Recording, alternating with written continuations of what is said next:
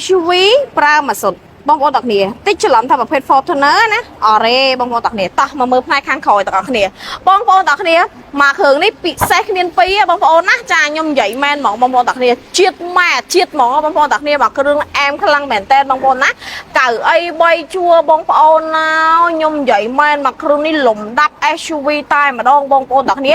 ម៉ាស៊ីនត្រជាក់ពីមុខមកដល់ក្រោយបងប្អូនទាំងគ្នាចាបងប្អូនណាខ្លះចង់បានទៅលើប្រភេទ Ford Everest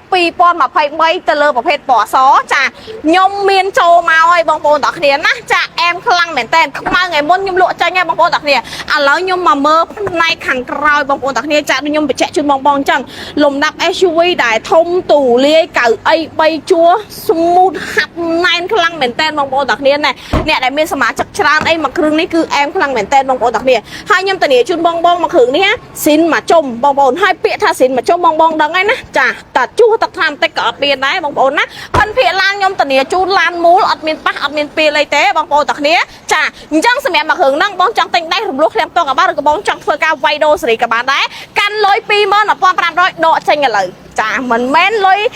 ទិញដាច់ទេណាអត់ទេណាលុយរំលោះហេខ្ញុំបញ្ជាក់ជូនបងអញ្ចឹងសម្រាប់បងដែលគាត់ចង់ធ្វើការស្នើរំលោះឡើងដើមសេរីបងប្តីសេរីការប្រាក់មួយដែលសមរម្យជាប់មកមួយឯកសារផងតាក់ញិតបានធ្វើគ្រួសារមកភ្លាមដកភ្លាមជាមួយនឹងវិធីមីលីទាំងអស់គ្នាអរគុណ